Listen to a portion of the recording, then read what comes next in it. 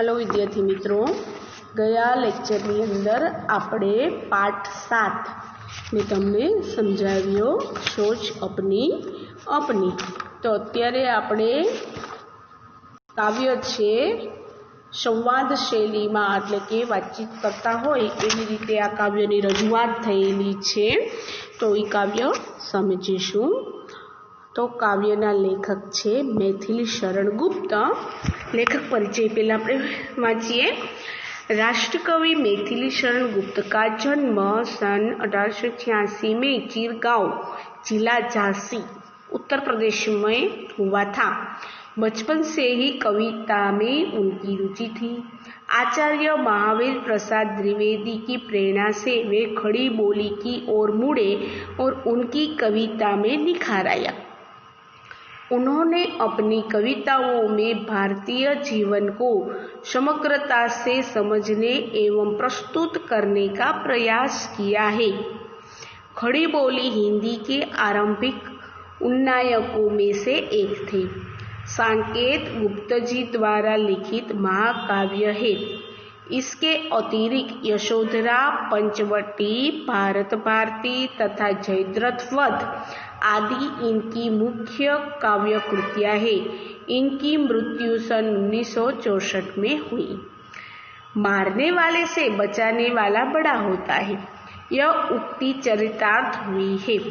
गौतम बुद्ध के जीवन से संवाद शैली की इस कविता में गौतम बुद्ध के बचपन की एक घटना का उल्लेख है, जिसमें उनका पुत्र राहुल माँ यशोधरा से राजकुमार सिद्धार्थ की इसी कहानी को दोहराने का आग्रह करता है, जिसे उपर्युक्त उक्ति परिभाषित हुई है। तो विद्यार्थी मित्रों, काव्यनी अंदर नो उद्देश्य शू छे तो के मारने वाले से बचाने वाला बड़ा होता है। पाठनी अंदर राहुल ए यशोधरा अने गौतम बुद्ध नो पुत्र होय छे राहुल। ए मां दीकराना संवाद वच्चे आ काव्यनी रचना थयेली छे। गौतम बुद्धનું બાળપણનું નામ શું હતું તો કે સિદ્ધાર્થ। સિદ્ધાર્થ નામ હતું। સિદ્ધાર્થ છે એ દયા ભાવના વાળા હતા। એમ સિદ્ધાર્થનું જીવન કેવું હતું તો કે લોકો પ્રત્યે દયા ભાવના વાળું હતું। એને અનુલક્ષી અને આ કાવ્યની વાત કરેલી છે। એના બચપનની વાત, યશોધરા એમના પતિની વાત એમના પુત્રને રાહુલને કહે છે। એમ પાઠની અંદર સંવાદ શૈલીમાં પ્રસ્તુત કરેલી છે। સિદ્ધાર્થ છે એ આગળ ચાલી અને ગૌતમ બુદ્ધ તરીકે પ્રખ્યાત થયેલા છે।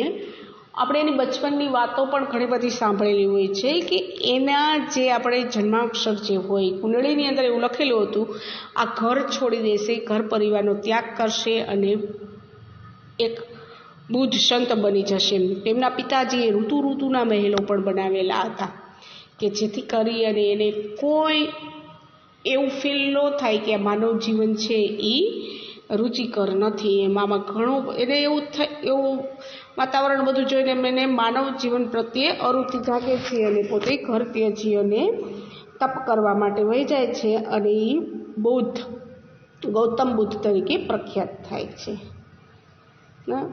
યશોધરા છે એમની પત્નીનું નામ હોય છે, રાહુલ છે એમના પુત્રનું નામ હોય છે।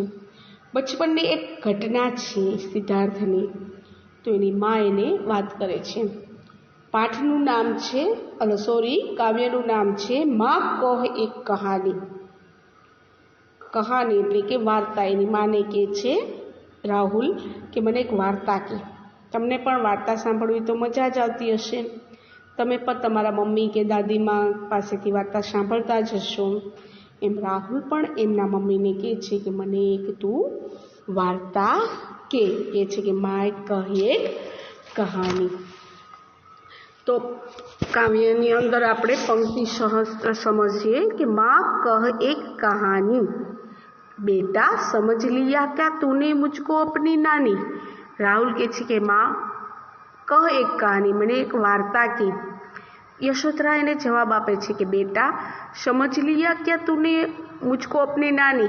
मोस्ट ऑफ શું હોય છે કે નાની માં હોય કે દાદી માં હોય એ વાર્તા બાળકોને કહેતા હોય છે। યશોધરા એમ કહે છે કે તું શું હું તારી નાની છું એમ, તે મને તારી નાની સમજી બેઠો છે કે હું તને વાર્તા કહું એમ। कहती है मुझसे अचेटी तू मेरी नानी की बेटी, कह माँ कह लेटी ही लेटी, राजा था या रानी, माँ कह एक कहानी। के તું નાની તો નથી પરંતુ ચેટી, ચેટી મીન્સ કે દાસી, મને આ દાસી એવું કહે છે કે તું મારી નાની નથી પરંતુ મારી નાનીની બેટી તો છો। માની માને શું કહેવાય તો કે નાની, તો કે નાનીની બેટી તો છો એમ, એની દીકરી તો છો જ એમ।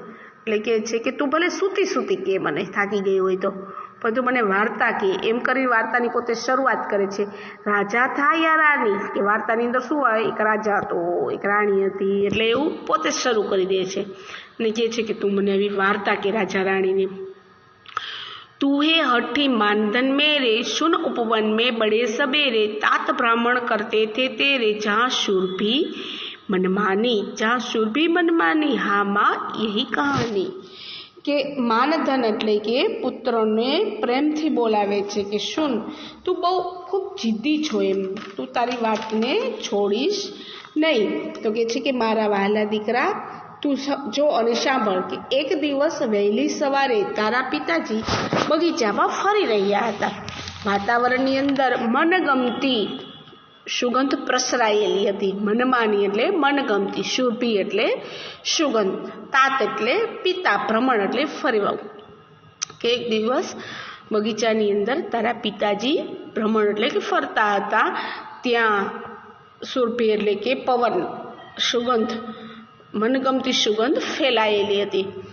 ત્યાં તરત જ વચ્ચે રાહુલ બોલી ઉઠી છે કે જहाँ सुरभि था मनमानी, हाँ माँ यही कहानी। કે ત્યાં સુગંધ ફેલાઈ હતી, હા એ કે આ જ વાર્તા એ આગળ સંભળાવે।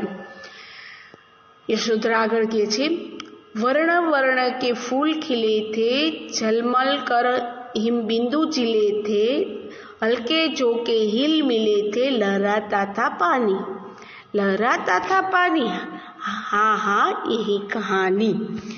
કે છે વર્ણ વર્ણ એટલે કે ભાત ભાતના, બગીચાની અંદર ભાત ભાતના રંગોના ફૂલો ખીલ્યા હતા, તેમના પર ઝાકળના બિંદુ એટલે કે પાણીના બિંદુ જે વહેલી સવારે હોય ને ઝાકળ પડી હોય એના ટીપાઓ છે એ ચમકી રહ્યા હતા ફૂલોની ઉપર, ફૂલોની પાંખોડી ઉપર, અને ધીમે ધીમે હવા છે એ લહેરાતી હતી, હવા છે એ આવી રહી હતી અને તેના પર પડેલું પાણી પણ સાથે સાથે લહેરાતું હતું એમ। તો રાહુલે પૂછ્યું કે શું તેમની પર પાણી લહેરાતું હતું? તો હા માં હા, આ જ વાર્તા કહું છું, આગળ મને સંભળાવે, આ વાર્તા મારે સાંભળવી છે। यशोधरा आगळ के छे गाते थे खग कल कल स्वर से, सहसा एक अंश ऊपर से, गिरा बिधद होकर खग सर से, हुई पक्ष की हानि, हुई पक्ष की हानि, करुणा भरी कहानी। के पक्षीओ, खग एटले पक्षी, स्वर एटले अवाज, सहसा एटले एकाएक, के पक्षी पोताना मधुर अवाजमां गाई रह्या हता। त्यां अचानक एक हंस छे, हंस छे गीरा बिहद, बिहद एटले के घायल, हंस छे उपरथी नीचे पड्यो અને તે પક્ષી છે તે હંસ છે બાણથી ઘાયલ થઈ ગયું હતું, બાણથી વીંધાઈ ગયું હતું અને એની એક પાંખ છે એક પાંખની અંદર ઈજા પહોંચી હતી એમ। તો રાહુલ વચ્ચે બોલે છે શું પાંખ ઘાયલ થઈ ગઈ હતી એમ, પાંખની અંદર વાગ્યું હતું? માં આ તો ખૂબ કરુણ વાર્તા છે એમ। આગળ चौक उन्होंने उसे उठाया, नया जन्म सा उसने पाया, इतने में आंखें टक आया, लक्ष्य सिद्ध का मानी, लक्ष्य सिद्ध का मानी, कोमल कठिन कहानी। तो પછી આગળ યશોધરા વાત કહે છે કે હા એ એક પાંખ એની ઘાયલ થઈ ગઈ હતી, પરંતુ એટલામાં તારા પિતાજીની નજર છે એના ઉપર પડી અને એને તારા પિતાજીએ ચમકી અને એને જોયો અને તેને ઉપાડી લીધો। તો તારા પિતાજીનો કે સ્પર્શ થવાથી એક પક્ષીને જાણે નવું જીવન મળ્યું, નવું જીવન પ્રાપ્ત થયું। તે જ વખતે એક શિકારી ત્યાં આવી પહોંચ્યો અને એ પોતાની વાતનું અભિમાન હતું કે એને નિશાન બરાબર સાધ્યું છે. શિકારી હતો કે ધનુષનો શિકાર કરવા માગતો હશે અને પરફેક્ટ નિશાન લાગ્યું છે. એ પોતે એની શિકારીની એની આવડત ઉપર અભિમાન કરતો હતો. ત્યાર પછી રાહુલ કહે છે, શું લક્ષ્ય સિદ્ધિ કા માની કોમલ કઠિન કહાની? શું બરાબર નિશાન સાધનારો અભિમાની હતો? આ તો બહુ જ કોમળ અને કઠોર વાર્તા છે. આગળ, मागा उसने आहत पक्षी तेरे तात किंतु थे रक्षी, तब उसे जो था खुग पक्षी हट करने की ठानी. કે શિકારી આવ્યો અને તારી પિતાજી પાસે પેલું એનું ઘાયલ પક્ષી જેનો શિકાર કર્યો હતો એની માગણી કરે છે, પરંતુ તારા પિતાએ પક્ષીનું રક્ષણ કર્યું હતું. એટલે ત્યારે પક્ષીનું માંસ ખાનારા તે શિકારી એ પક્ષી લેવા માટે હટ કરે કે મારું પક્ષી છે, મેં એનો શિકાર કર્યો છે, મને આપી દો એમ. તો રાહુલ બોલે છે આગળ, હટ કરને કી ઠાની અબ બઢી ચલી કહાની. કે શું તેણે હટ કરી પક્ષી લેવાની? તો મામલો તો ખૂબ ગંભીર બની ગયો, ખૂબ આગળ વધી ગયો. એની માં ત્યાર પછી આગળ વાત કરે છે, हुआ विवाद सदय निर्दय में उभय आग्रही थे स्व विषय में, गई बात तब न्यायालय में सुनी सभी ने कहानी. सुनी सभी ने कहानी व्यापक हुई कहानी. કે આમ સહૃદય એટલે કે સારું હૃદય અને નિર્દય એટલે કે જે સારું ન ઈચ્છતું હોય એને નિર્દય કહી શકાય. કે બંને હૃદય, શું હૃદય કોણ હતું? તો કે સિદ્ધાર્થ ગૌતમ બુદ્ધ, અને નિર્દય તો કે શિકારી. તો આ બંને વચ્ચે વાદ વિવાદ થવા લાગ્યો. પેલો કે મારો પક્ષી છે અને પેલો કે મારો પક્ષી છે. બંને પોતપોતાની વાત ઉપર અડગ હતા એમ, કોઈ એકબીજાની વાત છોડવા માગતું નહોતું. તો હવે આ મામલો છે, આ પરિસ્થિતિ ક્યાં પહોંચી? ન્યાયાલયમાં, કોર્ટમાં પહોંચી. અને ત્યાં સૌએ આ વાત સાંભળી અને બધાએ સમજ્યા વાતને. અને રાહુલે પૂછ્યું, ત્યાં વચ્ચે જ રાહુલ પૂછી બેસે છે, સુની સભીને જાણી વ્યાપક હોય એ કહાની. રાહુલે પૂછ્યું કે શું સૌએ વાત જાણી અને સાંભળી, આ બધા વાત સમજ્યા? ત્યારે તો આ વાત ચારે બાજુ ફેલાઈ ગઈ કે સિદ્ધાર્થ કહે છે કે મારું પક્ષી છે, મેં બચાવ્યું છે એટલે એના ઉપર મારો હક છે. પેલો કે છે મેં એનો શિકાર કર્યો છે એટલે એના ઉપર મારો હક છે. આગળ યશોધરા સંભળાવે છે, राहुल तू निर्णय कर इसका, न्याय पक्ष लेता किसका, कह दे निर्भय जय हो जिसका, सुन लूं तेरी बानी, माँ मेरी क्या बानी, मैंने सुन रहा था कहानी. जो હવે એની માં છે એ એના ઉપર નિર્ણય બતાવે છે કે રાહુલ હવે તું જ આ નિર્ણય સંભળાવે કે સાચો નિર્ણય કોના ઉપર આવે, સાચો નિર્ણય કોને મળે એમ. યશોધરા કહે છે કે તું આ વિવાદનો નિર્ણય કર ને ન્યાય કોનો પક્ષ લેશે તું વિચારી, કે પછી આગળની તો પછી વાત, પરંતુ તું મને જવાબ આપે. તું નિર્ભય થઈને કહી દે, કોઈ જાતનો ડર રાખમાં, કોઈ જાતની બીક રાખમાં. આ બાબતમાં કોનો વિજય થશે, કોની જીત થશે, અને તારા વિચારો પણ હું સાથે સાથે સાંભળી લઉં એમ. રાહુલ જવાબ આપે છે કે માં મારી વાત કે હું તો ફક્ત વાર્તા સાંભળી રહ્યો હતો એમ, બાકી કાંઈ વિચારી રહ્યો તો એમ, એટલે હું શું કહી શકું એમ. ત્યાર પછી યશોધરા કહે છે, કોઈ નિરપરાધ કો મારે તો ક્યો અન્ય ન ઉસે ઉબારે, રક્ષક પર ભક્ષક કો વારે, ન્યાય દયા કા દાની. કે જો કોઈ નિર્દોષને મારી રહ્યું હોય તો બીજો શું તેની સહાય ન કરે, તેને બચાવે નહીં. ન્યાય એ જ છે કે જેમાં દયા હોય અને જે મારનારો નહીં પણ બચાવનારનો પક્ષ લે એને સાચો ન્યાય કહેવાય. બરાબર. અત્યારે આપણે કોર્ટમાં આવા ખૂનના નાના કેસ જોતા હોય તો એમાં વિજય કોનો થાય છે? તો કે સત્યનો જ થાય છે, અને મારવાવાળા કરતાં બચાવનારાઓને જ મોટા ગણવામાં આવે છે. તો રાહુલે કહ્યું ન્યાય દયા કા દાની, તુને સુની કહાની. રાહુલે કહ્યું શું દયા ન્યાય આપે છે? યશોધરા બોલી તું ખરેખર વાર્તા સમજ્યો જ છે અને તારા જીવનની અંદર આ વાર્તાનો બોધ પણ તે ઉતારેલો છે.